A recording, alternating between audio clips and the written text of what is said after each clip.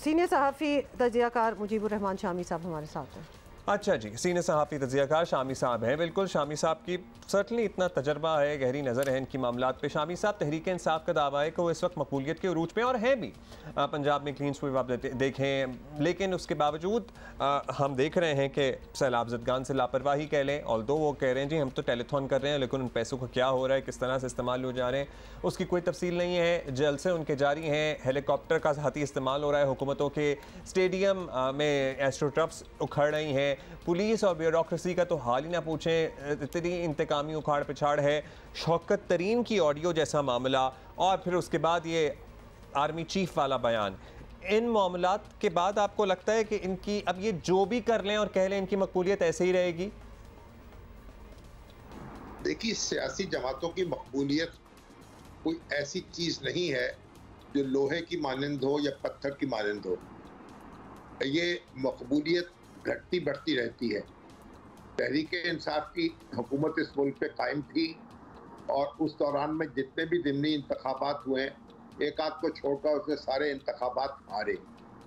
उसके बाद उसके अपने जो MNS थे और MPs थे वो बगावत कर रहे थे इस वजह से कि वो अपनी कॉन्स्टिट्यूएंसी में लोगों को फेस नहीं कर पाते। इसमें कोई शुबा नहीं है कि लोगों में उनका बयानिया मकबूल हुआ है और हुकूमत की जो परफॉर्मेंस है उसकी वजह से उनकी कदर कीमत में इजाफा हुआ है और वो इस वक्त एक बड़े सियासी लीडर हैं, उनकी बड़ी सियासी ताकत है।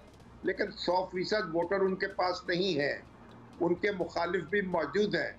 12-13 सियासी जमातें उनके खिलाफ हैं।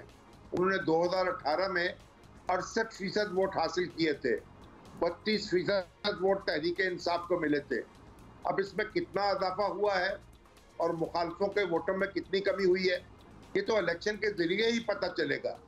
तो बुनियादी बात जो है वो ये है कि हमारे सियासतदान, जिनमें खान साहब भी शामिल हैं और उनके मुखालिफ भी शामिल हैं, एक दूसरे के साथ जीना सीखें, एक दूसरे को बर्दाश्त करें और एक दूसरे के साथ चलते हुए मुल्की मसाइल हल करने की कोशिश करें। अच्छा शामी साहब, ये अच्छी आपने एडवाइस और आइडिया तो दिए, लेकिन मेरा नहीं ख्याल कि हमें इसका इंतज़ार करना चाहिए क्योंकि ये लगता नहीं है होगा। ये बताइएगा कि इन हालात में, अच्छा ये सुने ज़रा, इन हालात में एक दिन अचानक फवाद चौधरी साहब ने भी बयान दे दिया कि सूबाई हुकूमत इमरान खान के नाम पर बनी है, तहरीक इंसाफ के खिलाफ पर्चों के जवाब में सियासी मुखालफिन के खिलाफ कार्रवाई नहीं करती, तो क्या फ़ायदा है इस हुकूमत का और क्या काम है। तो मतलब ये इस किस्म की वो बातें कर रहे थे। तो इस तरह चौधरी परवेज़ इलाही साहब इसलिए भी नाराज़ हो सकते हैं कि एक तो उनकी स्टैंडिंग कोई रहती नहीं है, जो ऑर्डर आएगा वही होगा। दूसरा ये कि वो इस किस्म की बज़ाहिर इस किस्म की सियासत करते नहीं हैं। तो क्या इत्तफाक करेंगे आप इस बात से? देखिए, हुकूमतें जो हैं वो इसलिए कायम नहीं होती कि अपने मुखालफों के खिलाफ कार्रवाइयाँ करें। उन्हें कानून नाफिज करना होता है और कानून की खिलाफ वर्जी उनका मुखालिफ करे या उनका हामी करे, उसके तहत कार्रवाई होनी होती है। जो हुकूमतें अपने मुखालफों को कार्रवाइयों का निशाना बनाती हैं वो कमज़ोर हो जाती हैं और अपने ही मुंह के बल गिरती हैं। इसलिए यह कहना कि भाई परवेज़ इलाही साहब की हुकूमत क्योंकि PTI की हमायत से बरसरे इक़्तिदार आई है, तो इसलिए उसे हर कानून और ज़ाब्ते को पसे पुश डालकर और इमरान खान के और तहरीक इंसाफ के मुखालफों के पीछे पड़ जाना चाहिए। इसका ना कोई जवाज़ है, ना इस बात में कोई वज़न है।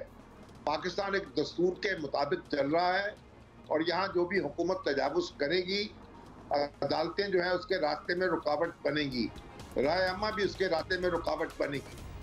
अच्छा शामी साहब, अब इमरान खान साहब का सर्टनली अपना एजेंडा है और उन्हें अपनी सियासत बचानी है और चौधरी परवेज़ इलाही का बड़ा टारगेट यही है कि वो अपनी नस्ल की सियासत बचा लें, एज़ अपने फर्जंदों की सियासत बचा लें बेसिकली। तो ये दोनों इन कोलैबोरेशन चल सकते हैं, दोनों के मकासद पूरे हो सकते हैं, working together at the same time, ये ठीक ट्रैक पर हैं दोनों? देखिए, इस वक्त तो चौधरी साहब के और खान साहब के दरमियान कोई मुकाबला नहीं है। खान साहब लीडर हैं और चौधरी साहब उनके फॉलोअर हैं और बार बार वो इस बात का ऐलान भी करते हैं कि और कप्तान की क़यादत वो कबूल कर चुके हैं। उनके बेटे मोने सुलाही भी ये बात कहते हैं। तो गोया उन्होंने जो सियासी ताकत उनकी रफाकत में हासिल करनी है, उस पर फोकस किए हुए हैं।